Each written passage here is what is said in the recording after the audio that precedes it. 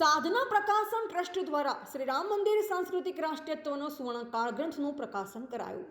આજરોજ સાધના પ્રકાશન ટ્રસ્ટ દ્વારા શ્રી રામ મંદિર સાંસ્કૃતિક રાષ્ટ્રીયત્વનો સુવર્ણકાળ ગ્રંથનું લોકાર્પણ નારાયણપુરા સ્થિત ગુજરાત સ્ટેટ કોઓપરેટિવ બેંકના હોલમાં શ્રી શિવાનંદ આશ્રમના અધ્યક્ષ પરમ પૂજ્ય સ્વામી શ્રી પરમાત્માનંદજીના રાષ્ટ્રીય સ્વયંસેવક સંઘના અખિલ ભારતીય પ્રચાર પ્રમુખ શ્રી સુનિલજી આંબેડકર પશ્ચિમ ક્ષેત્ર સંઘ સંચાલક માનનીય ડોક્ટર શ્રી જયંતિભાઈ ભાડેસિયાની ઉપસ્થિતિમાં કરવામાં આવ્યું।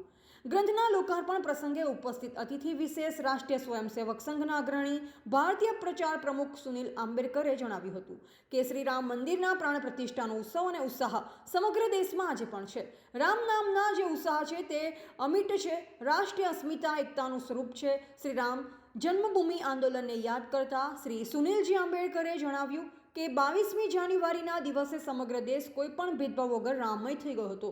ભારતે આધ્યાત્મક અને વિજ્ઞાન બંને ક્ષેત્રમાં શ્રી રામ મંદિરની પ્રાણ પ્રતિષ્ઠા અને ચંદ્રયાન દ્વારા આપણે સમજાવ્યું કે ભારત પોતાના વિકાસનો રસ્તો પોતાના મૂલ્ય, સંસ્કૃતિ વગેરેને સાથે રાખી વિજ્ઞાનની સાથે કરી રહ્યું છે। આ પ્રસંગે બોલતા પરમ પૂજ્ય સ્વામી પરમાત્માનંદજીએ જણાવ્યું કે ભગવાન શ્રી રામ ભારતીય સંસ્કૃતિનું મૂર્ત સ્વરૂપ છે। રામ મંદિર ભારતીય સાંસ્કૃતિક વૈશ્વિકતાનો પાયો છે। ધર્મની વ્યાખ્યા કરતા તેમણે જણાવ્યું કે ધર્મ એટલે કર્તવ્ય અને ભારત ધર્મ ક્ષેત્ર છે। આવનાર પેઢીમાં કર્તવ્ય પારાયણતા પ્રસ્થાપિત કરીશું તો રામ રાજ્ય આવશે।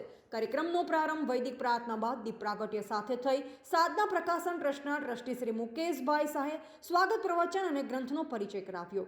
કાર્યક્રમનું સંચાલન સાધના સાપ્તાહિકના રાજ ભાસ્કરે કર્યું। કાર્યક્રમના અંતે સાધના પ્રકાશના ટ્રસ્ટી શ્રી ભાનુભાઈ ચૌહાણે આભાર વિધિ કરી। આ કાર્યક્રમમાં મોટી સંખ્યામાં ગણમાન્ય મહાનુભાવ ઉપસ્થિત રહ્યા હતા।